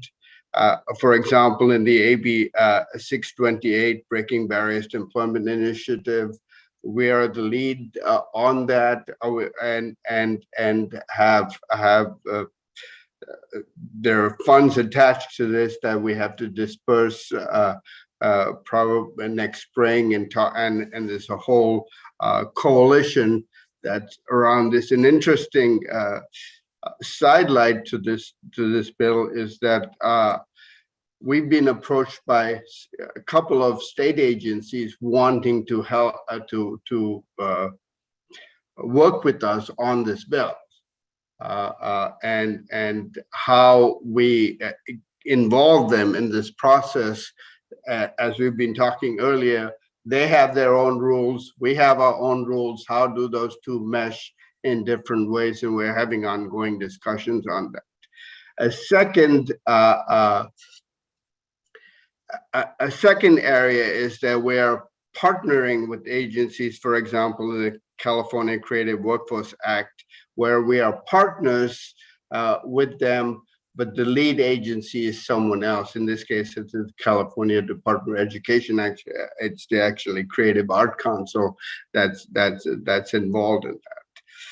And then the third area where basically we've been asked to serve on statewide commissions like the Homelessness Interagency Council, and Tim is going to be a member of that. The one area, one other thing is where in the SB 779, it's cleaning up some of the code language to include that in the Earn and Learn program. But the one, given the discussion we've had earlier about evaluation, SB 753, the unemployment information, it now gives us statutory authority. Previously, in the unemployment code, it focused only on WIOA, and now it gives us statutory authority on state-funded grants like P2E, SB, AB 1111, and now it'd be the Breaking Barriers to Employment Initiative, and so it allows us to use this to get wage data, and as it gets, we'll be able to apply or use outcomes data on wages to those state programs. Previously, it was not statutory. It was our good relationship with the EDD that allowed us to get some of that information, but now we can get that information based on the statute. On the legislation side, I think as we had a lot of bills this year, we only at chapter 8. I think Marissa and her team are expecting a lot more coming out next year as the economy ramps up, and there will be more bills that we will be asked to look at. One of the issues that's coming up or is on many of these bills is we've been a policy shop, and so we can advise on policy, particularly high road, but we are also being asked to look at things like web-based systems and trying to use that and develop some of that. But we're also being asked to provide guidance on on compliance. And whether we are the right entity to do that is still open to discussion in terms of that, in terms of meeting, for example, labor standards or climate requirements, for example. So legislation, I think we're now in a hiatus period, but within a couple of weeks, I think we'll be ramping up, and because by January we will be talking about new legislation. With regard to policy, we're busy with state plan modification, which needs to be completed and ready to put out for public comment by the end of this year. Marissa and her team are working on that, and we've already had conversations with different partners on how that modification is going to unfold. We have the out-of-school youth waiver applications that are out. The approvals have been sent out, and AJCC certification documents, which were due November 1st, are still currently under review. With regard to prison employment, one of the things is that there was a civil service hiring event that was held at Solano State Prison in November, during which Caltran interviewed individuals that filled out state applications during the hiring event, and Caltrans want to use those individuals to fill approximately 20 open positions. So we're starting to build this relationship with the prison system, and I'll talk in a little moment about the evaluation side of it. But this was where there is a full intent to have more such events as we go into next year. With regard to research, the P2E and AB 1111 interim reports are available on our website and have been submitted to the legislature. We are now setting up the P2E evaluation framework led by UC Riverside. That's so we're putting into the framework in place and starting to collect data for that for next year. On the AB 1111 side, we were going to do a full evaluation for the AB 1111.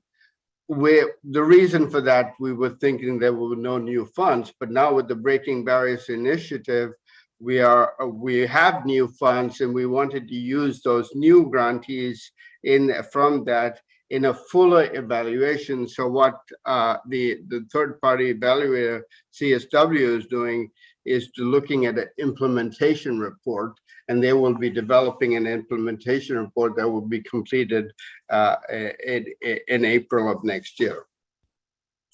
The other evaluation that we have is the AJCC evaluation, and we are in the throes of both the qualitative and the quantitative evaluation. CSW, Corporation of Skills Workforce, is talking to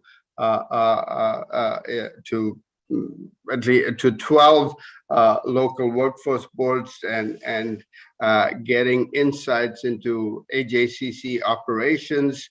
In the meantime, the University of Texas Austin Ray Marshall Center is proceeding to work on the quantitative analysis and are looking at causal pathways through which the AJC model influence service provision choices, and then relating that to participant outcome.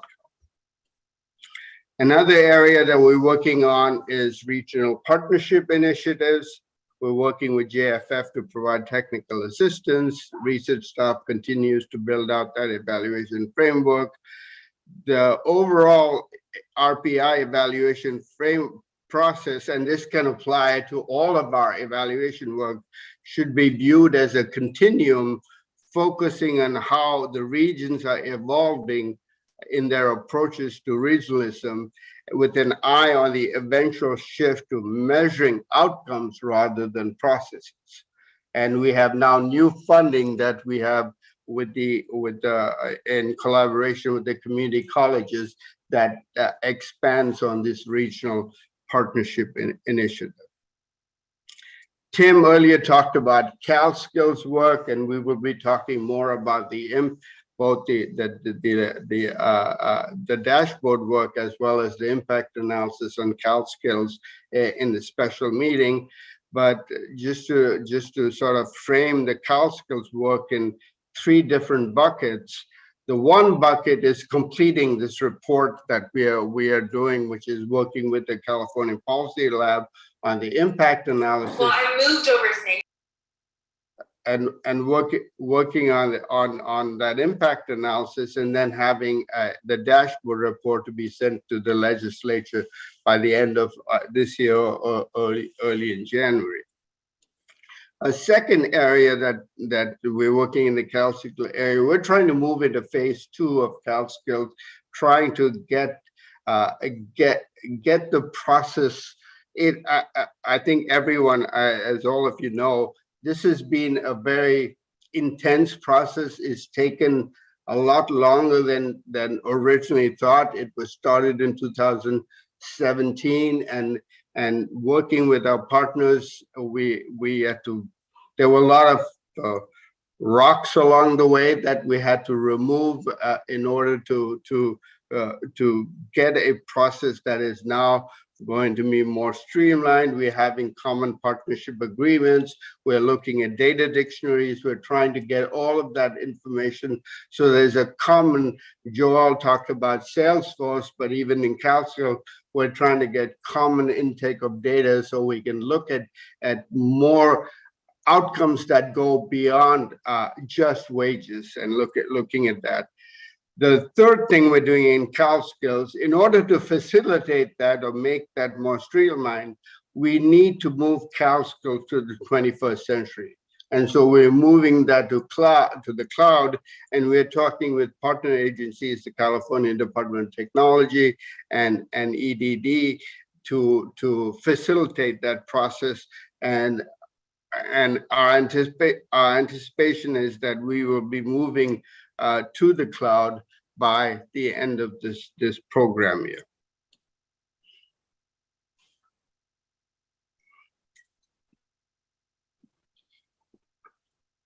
Lastly, I want to talk about the partnership agreement.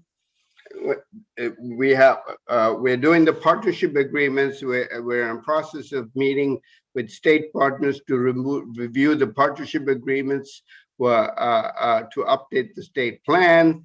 We're looking at whether the current goals that they set in the previous plan was still relevant because of COVID, or would they want to change that? Some have said yes, they would change some of that. Some have kept it the same. We've now hired an individual, Carlos Beltran, whose job is going to be working on these interagency workforce partnerships and is responsible for building new and existing state and strengthening existing state partnership with state agencies.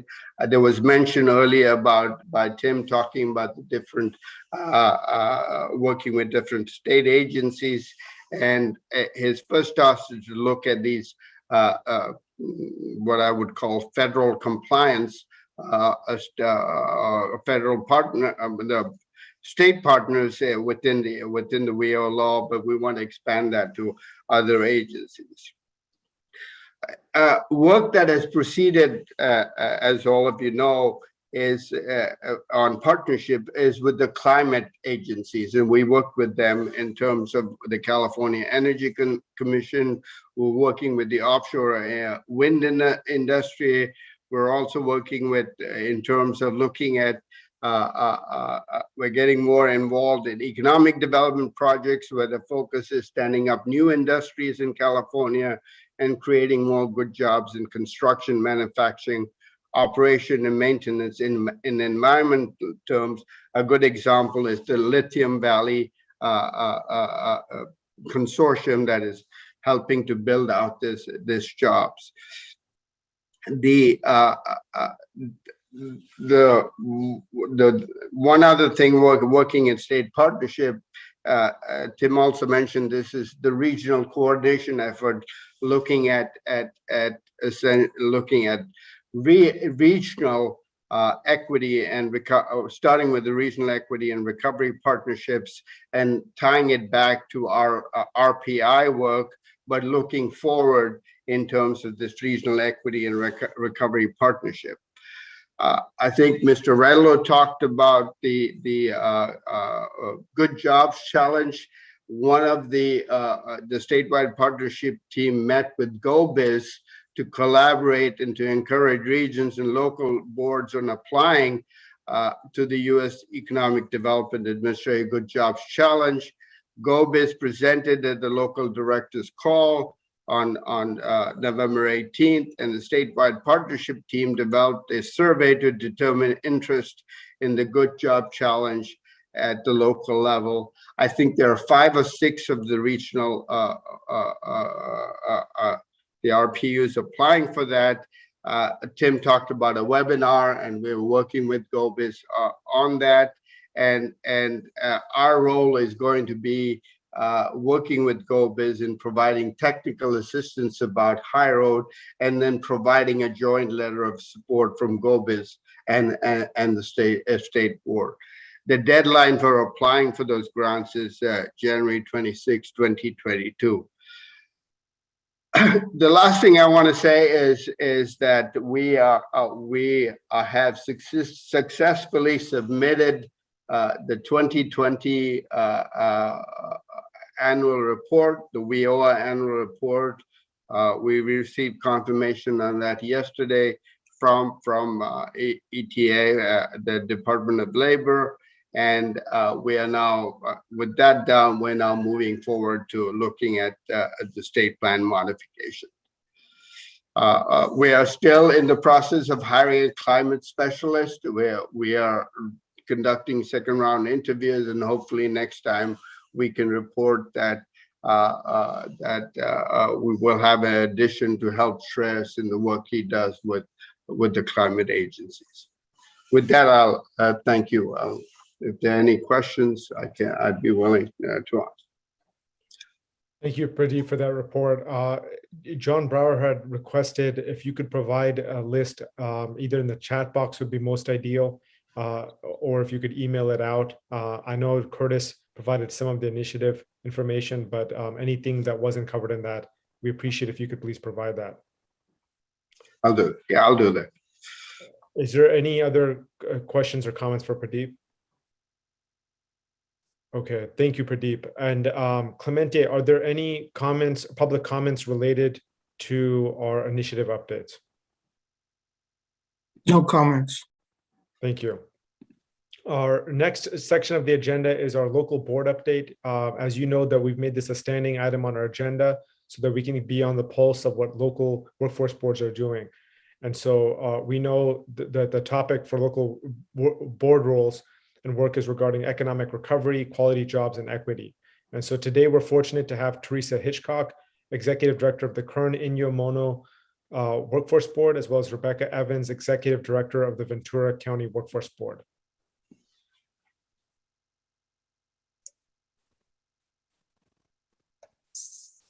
So Tim, any preference on who goes first? Teresa, I think you, since you piped up, yeah.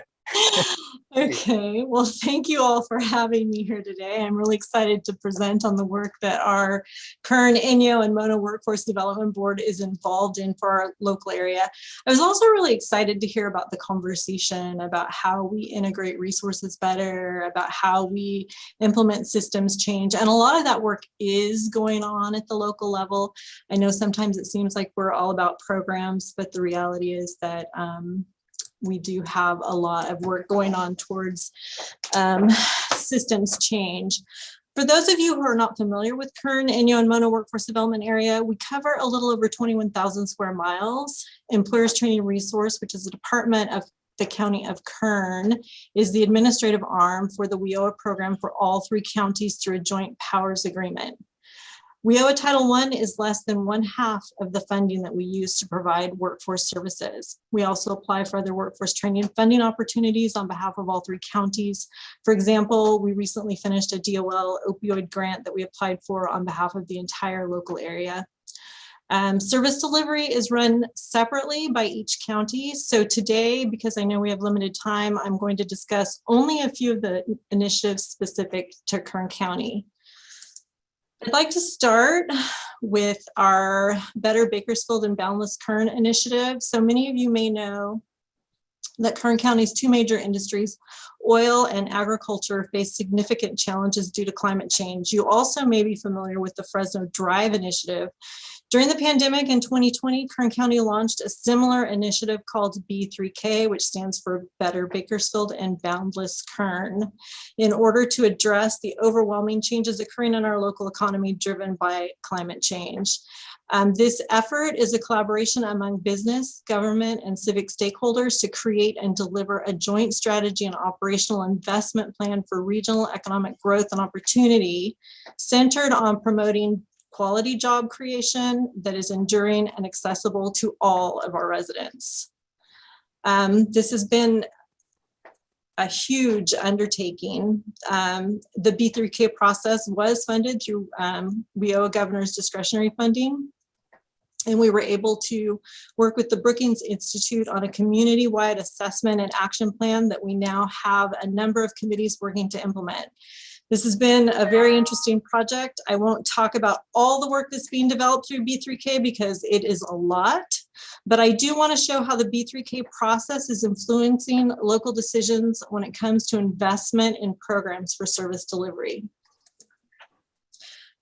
So what have we learned from this process and how are we applying it? One of the key findings through the B3K process was that Kern County has a higher level of entrepreneurial activity than most areas of our size. So I sent out that link earlier because it's talking about the Great Resignation and how a lot of people are starting their own businesses. In Kern County, Moody's Analytics ranks Kern County 5th across large metro areas for startups. However, the Brookings study found that Kern County also has higher failure rates for new companies than many other areas. So one of the core initiatives that's come out of the B3K process is strengthening the local ecosystem around entrepreneurship. KITE, the Kern Initiative for Talent and Entrepreneurship, is a network of private, public, and community-based organizations that have put together a website with all of the local resources available to support local entrepreneurs. There's a phone app that they can use to actually build a business plan, marketing plan, access other things that may be helpful to entrepreneurs. In addition, we've partnered with Bitwise Industry. We're starting our first select group of entrepreneurs through a 6-month intensive training course to jumpstart their businesses. Participants in this founders cohort will learn contracts, customer acquisition, basic modeling, market validation, and how to create a pitch deck and a lot more. So Bitwise is a really new partner for us, but we're really excited about this opportunity to provide better training and support for our entrepreneurial base in Kern County. In addition to those types of activities to support entrepreneurs, we've also participated in a valley-wide, it's part of our RPU. One of the things that our RPU has been working on is an HR hotline, which is an information line for local businesses to call when they have questions to help them run their businesses. It provides human resource answers and offers assistance with other business needs as well. And then we just recently, well, actually yesterday, applied for a micro business COVID-19 relief grant program. This is to support businesses with 0 to 4 full-time employees, and it's a grant to assist them for recovery because, as many of you know, the small business community was really hit hard by COVID because of a lot of the closures that were required. Another thing that we operate to support our business community is on-the-job training opportunities. Kern County has one of the largest on-the-job training programs in the state.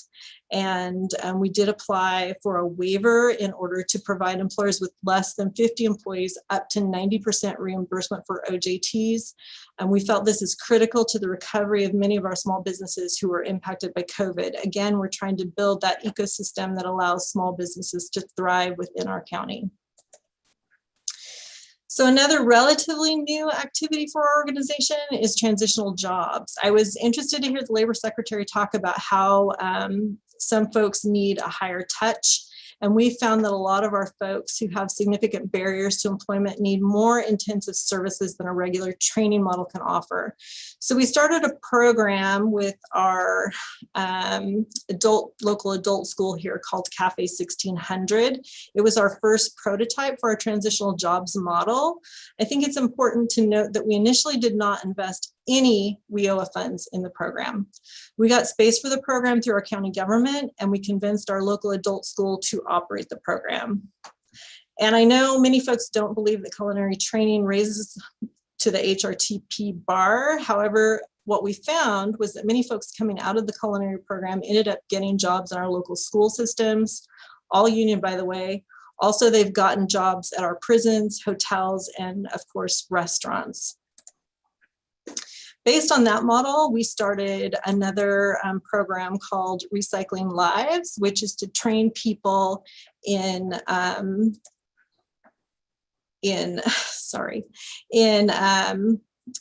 manufacturing and logistics.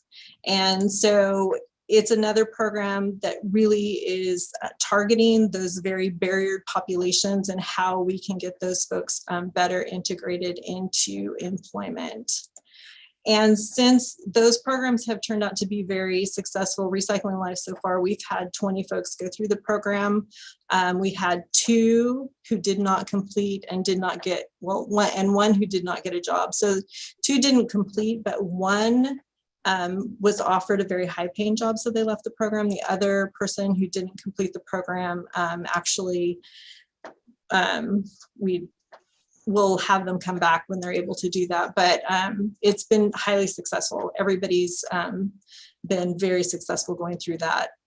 We're also going to be offering more of these types of transitional jobs across different career pathways so that folks can get into high paying jobs in our area.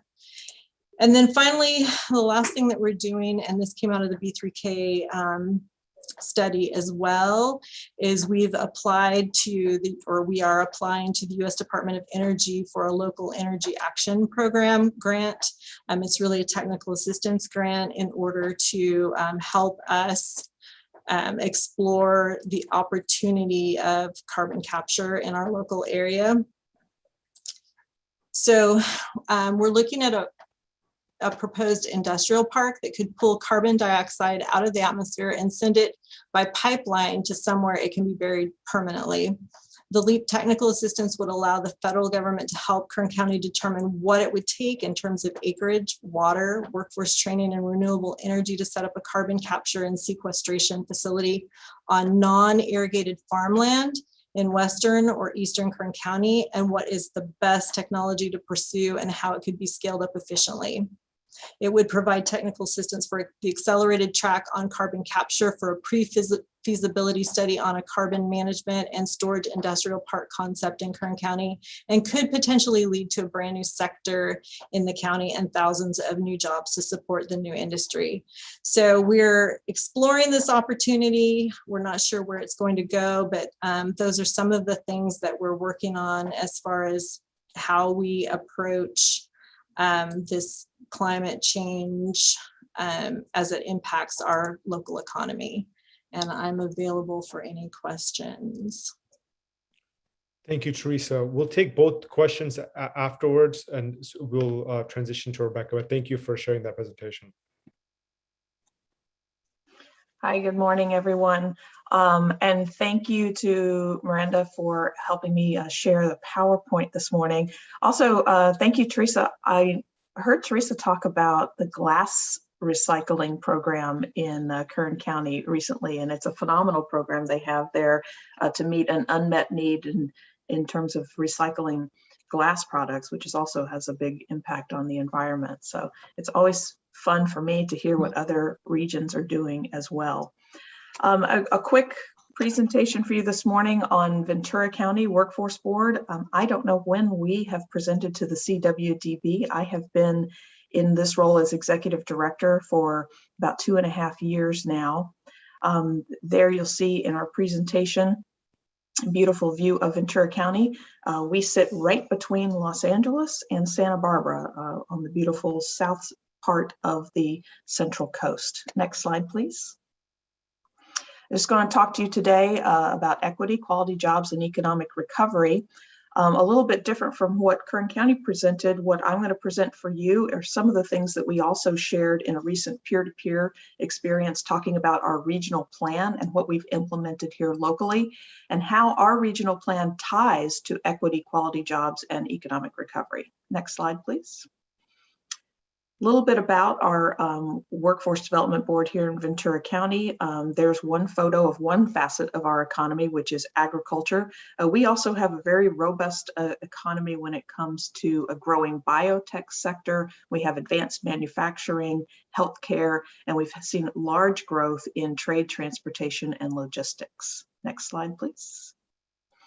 So just a little bit about our WDB VC. We have our workforce board in place in Ventura County region. The Workforce Development Board has enjoyed a lot of robust participation from our economic partners and from business and industry. We've established this shared vision to have high quality, appropriately skilled workforce. So that's built right there into our vision here for the Ventura County region. Our mission is to build and nurture strong local partnerships and collaborate to design a workforce system that creates upward mobility opportunities for individuals to meet the needs of our employers, and that's going to advance our local economy. And then we've established as our core values, collaboration. I like that that's right there at number one, accountability, innovation, and responsiveness to the needs of individuals and businesses, and then diversity and inclusion. Next slide, please. So a little bit of our last year in review and how that leads to the recovery. Next slide, please. Enjoy that beautiful sunset we enjoy here in Ventura County. We were awarded here in the Ventura County region some of the additional assistance funding to help those who were laid off due to COVID-19.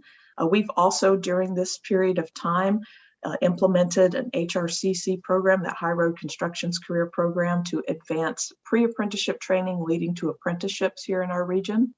We've developed a youth apprenticeship pilot at our ACE Charter School. That is a charter school that focuses on architecture, construction, and electrical engineering. And this was made possible by some of our regional planning dollars. We were able to bring expertise from CareerWise Colorado and connect them with that local charter school to put in place their first ever apprenticeship program. We also discovered that in Ventura County, there were several work-based learning programs, everything from internships to apprenticeships and beyond, that were not aware of one another, and they were seeking to fill in gaps that may already be in place. So we put together a work-based learning consortium and asset mapped all of the different workforce resources that exist across our community. We'll talk about that in just a little bit more in a moment. But we were able to partner with the Economic Development Collaborative. Shout out to Bruce Stensley, who is on your board, who's the leader of our local Economic Development Collaborative. Working together, we were able to put that mapping of all work-based learning and education resources online into a real-time resource guide. So instead of a one-time report or a one-time map, it's now loaded up and electronic, and we can update it in real time. And then we continue to expand the membership of our work-based learning consortium. Next slide, please. Just in terms of numbers, a little bit of who we served in the last year, had an uptick in enrollment actually due to serving those in the face of the pandemic. And so even though our local one-stop center was closed to public walk-in, we were able to provide those services virtually and online and serve a lot of people with the additional assistance that was provided. Next slide, please. So tracking our regional indicators and how this connects to quality jobs and equity. Next slide. This is just, I'm not going to read through all of this. I'm going to go through it in a few slides. But this is just to show you here in the Ventura County region how we're taking a stab at being able to measure our outcomes. And what we're going to measure in terms of regional indicators. So here is what we've identified as the regional indicators, our strategies to meet them, and then what our metrics will be. And this is part of our work with the state, that we're required to have these regional indicators and regional plans to implement. And here locally, we tailor the strategies and what we're going to measure to meet the needs of our local economy. Next slide. So just taking a look, for example, here at Indicator 1, region has a process to communicate industry workforce needs to supply side partners. Next slide, please. This is where one of the things that we put in place, this is what that resource guide looks like that I mentioned just a moment ago. This is the Ventura County Workforce Resource Guide. We used our regional plan implementation funding to do research and to collaborate with all of our local partners and have them tell us what programs they already had in place, and then loaded it up into this online resource where you can come to one place. And if you are a learner, a student, a job seeker, an employer, or a community-based organization, you can click through and find what you're looking for and find work-based learning opportunities, or you can post an opportunity that you have. Next slide, please. This is a little bit of what it looks like. If you click on job seekers, you can select from continue my education, and then you can look at all of these different career programs. This is one of the different options. You can see there on the left side for job seekers, there's other options: resume support, searching for jobs, internships, etc. This links to programs that were already in existence through our workforce services, but this puts it into one place with a focus on work-based learning. Next slide, please. So Indicator B, our region has policies supporting equity and strives to improve job quality. Next slide, please. So our Workforce Development Board put together our regional strategic priorities. We've just recently had a strategic planning session, and we've drafted an updated version of these strategic priorities. But you'll see here, these are meant to improve our operations, but also connect us to equity and job quality. We created a performance dashboard so that we can look at performance related to each of our funding sources and the outcomes we're trying to achieve for our community. We've developed a regional work-based learning strategy through that consortium, and we seek to align our career and technical education program offerings with industry needs. We're looking at our WDBC board governance and legal structure. That's an operational goal of our board. And then we've added the priority of embedding diversity, equity, and inclusion throughout our existing policies, programming, and representation. And we will do that through looking at our service delivery, outreach, as well as our board composition. Next slide, please. So here's where we develop that dashboard. This is just an example of some of the things we're looking at beyond a CalJobs predictive report. And we present this to our evaluation committee and our board. Next slide, please. And then here you can see in real time, red, yellow, green. And this is broken down by programs. This is a couple of examples of our P2E program, National Dislocated Worker Grant, and how we're doing in terms of what the goal is and what we've achieved so far. Next slide, please. Mapping our regional need in terms of looking at job quality and equity in our region through our regional plan. One of the things we wanted to do was look at where are the areas of highest need and unemployment in our community, and then where are services provided. So this is just an example of one of those maps with unemployment data and where resources are provided. Next slide, please. This is a map that shows employment services overlaid with those areas of high unemployment. So as we mapped out where there are different programs, we're looking to match that with where there are areas of need. And are we on target with that? Are we providing services in those areas of most need? And if not, what do we need to do to close the gap? Next slide, please. And then here's areas where we're looking at population density in Ventura County as a way to make sure we're reallocating our resources appropriately. Next slide, please.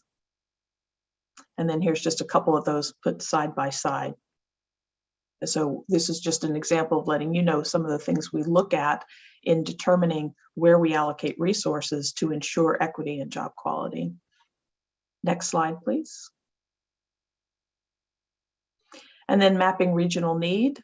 Here's where we're showing the different education opportunities that and where those are centered and available within our Ventura County region. And as you see there, our Ventura County region, we have a western side of the county there along the coast. We have the naval base, Ventura County, Oxnard, which is our largest city in Ventura. And then as you move east, we have what's typically referred to as East County, which is our Thousand Oaks, Simi Valley, borders the Los Angeles area.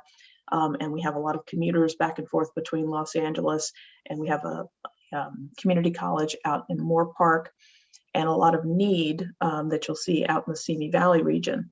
Also, though, to the east, to the north and the east is Santa Paula and Fillmore.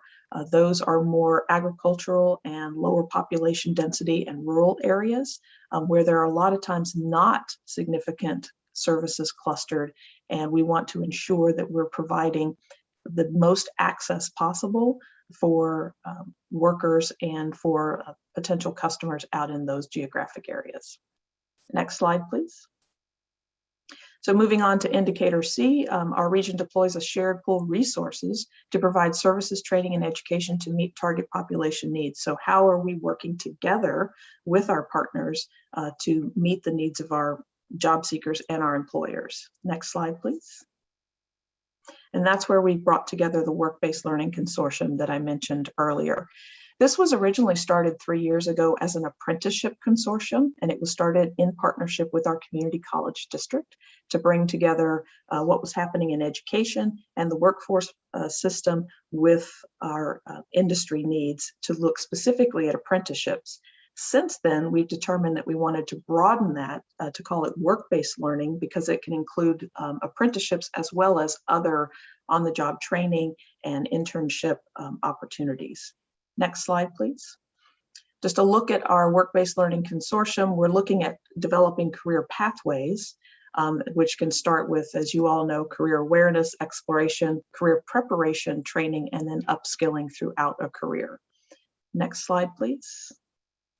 Our purpose of our regional consortium is to build those relationships, identify any challenges, work together to create career pathways, and connect employment pipelines from K through 12, early education, all the way through employment. Next slide, please. Looking at our consortium, this is a bit of who we have attending. We have, as you see, a lot of people from education attending, and they want to hear from the employers that we bring to the table. And then we have our organizations, government, labor, community-based, and workforce and economic development. And then we've had about 20% of that consortium consist of employers. We also seek to connect the work of this consortium to a broader section of industry employers by developing career pathways. Next slide, please. And this is our industry sectors that our board has prioritized. The Workforce Board of Ventura County for over 10 years has identified industry sectors that are robust or growing within our community to focus on. And we have sector working groups that bring together industry leaders and employers along with education and workforce development staff to connect around specifically around each of these sectors. All of these help inform the Work-Based Learning Consortium. So we're focusing on healthcare, manufacturing, professional, scientific, and IT, trade, transportation, logistics, and agriculture. And then we have a cross-cutting initiative called Clean Green, because there's an acknowledgement that we used to have it as a separate sector, but there was an acknowledgement that that really cuts across all of these sectors. Next slide, please.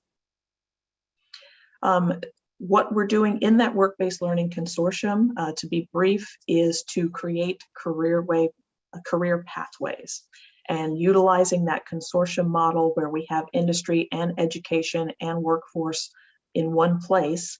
we're choosing one sector at a time, one industry at a time, or occupation or cluster of occupations, and developing a career pathway. And then we will look to replicate that approach across other industry sectors. Next slide, please. The first one we have chosen is ICT, and that is Information and Communications Technology, because we see that this touches many of those sectors as well, and this is an in-demand occupation among all of our industry sectors here locally. So it also provides those middle skill and high skill jobs within our community, and with opportunities to learn and progress along a career pathway. The learners who become workers will have robust and sustainable wages to hopefully be able to afford the cost of living in our region. Next slide, please. One of the things we looked at in terms of ICT is how it impacts these different sectors, healthcare, manufacturing, and business. And in here, we've listed just a few examples of where ICT jobs sit within these different sectors. So that was one of the things we looked at and gathered.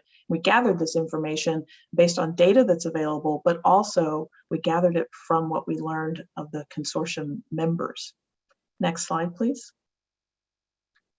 And then we've developed this, we've presented on this before, the regional pathway funnel, where earlier we talked about all those different steps along a career pathway, which you see there on the left side. And then what that means is you go from very general information down to being very specifically trained and moving into different career occupations. Next slide, please. So quickly, what's next, and to tie this together in terms of equity, embedding diversity, equity, and inclusion throughout our existing policies, programming, and representation in those three areas. We're looking at our service delivery, and earlier when I mentioned those maps, we're looking at where are we providing our services, who are we providing services to, and does that match with what we see in terms of the need in our region. We're embedding this in our outreach efforts, making sure that those who most need our services are hearing about them and seeing them, which is an ongoing work of a workforce board. And we're looking at equity in terms of our workforce board composition and ensuring we have a diverse workforce board that truly represents Ventura County and those who live here.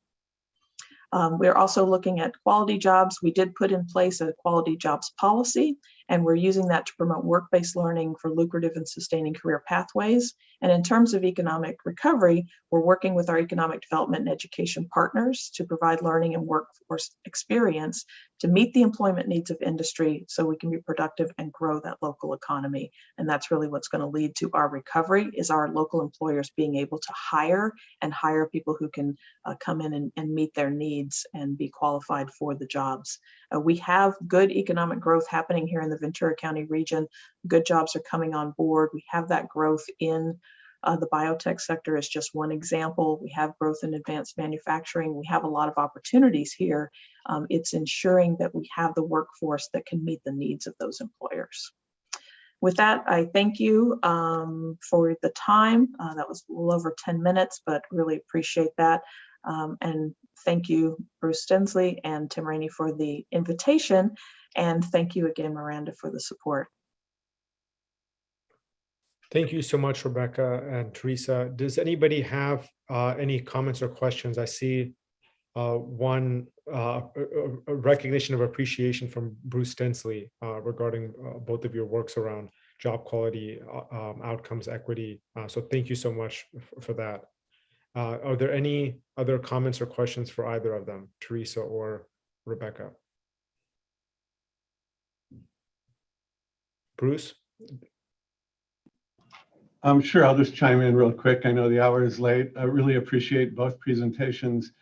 And I'm just thrilled to be part of the Ventura County system, just to give a shout out to our own, of course.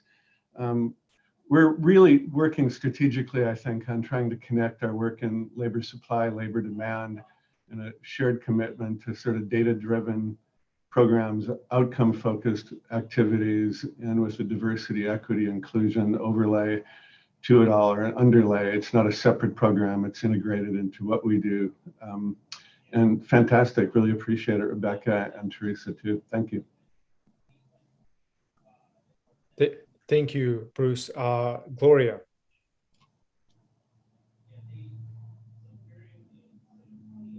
Sorry, all I wanted to do was to thank them as well. So I just put that in the chat to thank both Rebecca and Teresa for their presentations. Thank you. Thank you, Gloria. Much appreciation to both of you. Is there any other comments? I see Leanne is also expressing her appreciation to both of you. Any other comments or questions? Okay, well, Teresa, Rebecca, thank you so much for your leadership. Just know that our state board is here to be supportive for your efforts, and we're happy to be a resource for you and wish you all the best. Thank you so much. And so we're now gonna go to other business. We'll be posting the full calendar for 2022 shortly. Our next meeting of the board is gonna be February 23rd, 2022. And I know our board members look forward to filling out our Form 700s every year. That's gonna be coming up soon, and our staff will be reaching out to everybody to make sure that everybody completes that on time. We'll now go to general public comments. I know that we have a few. Just note that we will, Clemente will read the comments, but we're not able to respond to the comments or questions during the meeting itself. But depending on the situation, staff can follow up afterwards. If some written comments are lengthy, we might not be able to read them in full, but they will be posted to the public, and again, for full review. We have 3 minutes total per speaker. So Clemente, do you want to share the comments, please? Yes, just wanted to mention real quick, on the Form 700, we're transitioning from paper wet signatures to web-based portal. So that'll be a little bit easier for everyone to get that submitted. So you should be hearing more on that. Okay, the first comment comes from Katina Middlebrooks, and she is requesting her director to meet with Tim Rainey. This is the California Conservation Corps, them wanting a meeting with Tim. I forwarded the email to Tim, and he'll be in contact with them. The second one is from Kim Perez from the Capital Morning Report. And it reads, "Good morning. I'm working on a listing the upcoming Workforce Development Board meeting in the morning report. I'm looking for someone who can tell me more about what will be discussed at the meeting and if any action will be taken. I noticed there aren't any information material posted to the website other than the agenda, and I'm looking for a good item to highlight when the list meeting. Looking forward to hearing back." I replied, pointing her to the meeting agenda and packet, and also provided the link for the YouTube live stream meeting that's posted there. The other comment is pretty lengthy, and I don't know if you want me to read the entire thing. I'll just kind of share some of it here for everyone. It is from Philip Pauly from respectability.org. And I don't know how you want me to address this one, Dr. Farouk. We had indicated we would allow 3 minutes per person. So if you can read